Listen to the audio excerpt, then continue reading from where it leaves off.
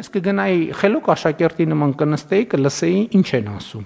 Երևանի պետական համալսարանից հեռացման պատճառով այդպես էլ բարձրագույն կրթություն չստացած Նիկոլ Փաշինյանը Հայաստանի կառավարումը ստանձնելուց 7 տարի անց խոստովանում է. ինքն աշակերտի նման սովորելու կարիք ունի։ Նա այդ մասին բարձրաձայնեց կառավարության ապրիլի 3-ի նիստում։ Ինձ ոչ մեկ չի ասել,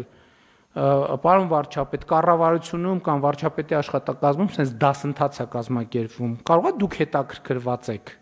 Իջևանի թիվ 1 միջնակարգ դպրոցն ավարտած ևս վարչապետի պաշտոնական կայքի որևէ այլ կրթություն չստացած Նիկոլ Փաշինյանին մտահոգում է Հայաստանում որակյալ կադրերի բացակայությունը։ Նա կառավարության նիստում այս թեմային ավելի քան 30 րոպե հատկացրեց։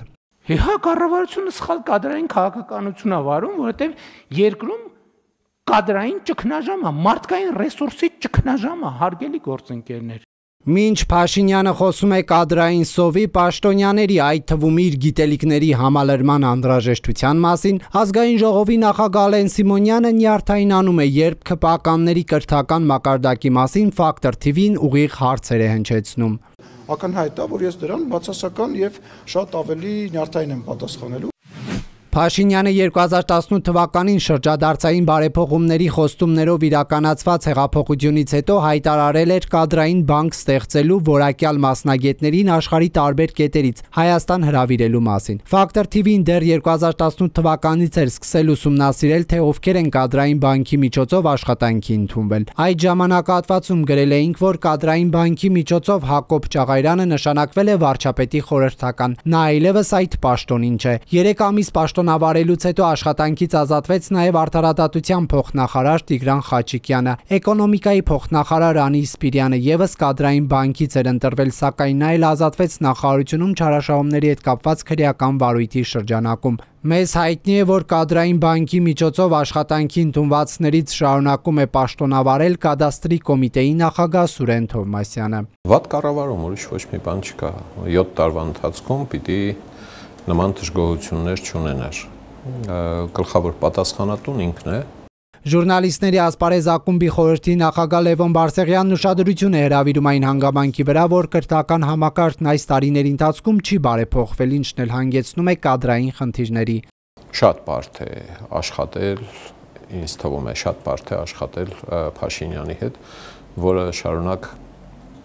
ամենակարևոր հարցերում իր տված խոստումներում զիգզագներ է անում։ Մի օր ելնում որոշում է, որ պիտի վեթինգ արվի, անցնում է մի քանի շաբաթ, նախարարը համոզում է, որ չէ, դե վեթինգը կարևոր չէ, էլի, բերեք անհատական փողոքների հիման վրա դատավորներին գնահատական տանք։ Նիկոլ Փաշինյանի պաշտոնավարման տարիների ընթացքում նախկինի պես պաշտոնանկությունների եւ նշանակումների վերաբերյալ բացատրություններ չեն տրվում։ Հանրության համար անհասկանալի է մնում պաշտոնյաները գալիս ու գնում են մասնագիտական կարողությունների, թե Փաշինյանի քաղաքական հայացքները չկիսելու պատճառով։ Փաշինյանի ելույթից հետո կադրային խնդիրների թեմային Facebook-ում անդրադարձել է Երևանի ժառանգության պաշտպանության կոմիտեի անդամ Իզաբելա Սարգսյանը։ Կադրային սովի մասին միայն մեկ բան կարող եմ ասել։ Որակյալ աշխատակիցների մասին մտածող իշխանությունները այնպես չէին անի, որ Սահրատ Պետրոսյանի, Արթուր Գրիգորյանի, Ինես Ագաբայանի նման մարդիկ համակարգ մտնելուց ու դրա հետ առերեսվելուց հետո թողնեին ու գնային։ Ու քանիսն են այդ մարդիկ, որոնք ուղղակի նման մենեջմենթի ու արժեքների դաշտում չեն կարող ու չեն ուզում աշխատել։ Քաղաքագետ Բորիս Նավասարդյանը կարծում է, որ կառավարությունը գնում է ոչ թե խնդիրը լուծելու, այլ խորացնելու ճանապարհով։ Ոչ կառավարման արդյունավետությունը, ոչ այն քաղաքականությունը, որը փաստորեն պետք է հստակ ներկայացվի կառավարության անդամներին, որպեսզի մարդիկ կարողանան իրենց գործը հասկանալ եւ առաջ տանել։ Դա բնականաբար այն կադրերին, որոնք ունեն անհրաժեշտ պրոֆեսիոնալ հմտություններ եւ կարող են տարբեր տեղեր գտնել դրանք ներդրման համար, երևի առանձնապես շահագրգռված չեն միանալ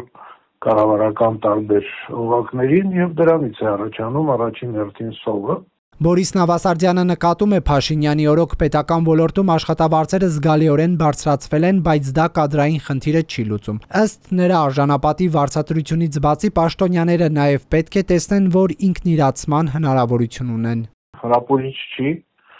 այնպիսի աշխատանք, որտեղ դու համաձայն ես ընդունվող որոշումներին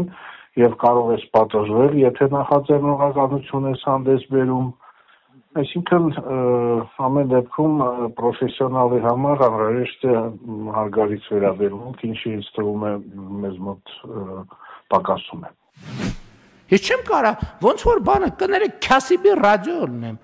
Կադրային խնդիրների մասին Փաշինյանի արձանագրումը կառավարության անդամներին կստիպի ավելի լրջորեն մոտենալ հարցին, թե վարչապետը հերթական նիստերից մեկում դարձյալ ստիպված կլինի մեջ բերել վերոնշյալ ռադիոյի պատկերավոր արտահայտությունը, ցույց կտա ժամանակը։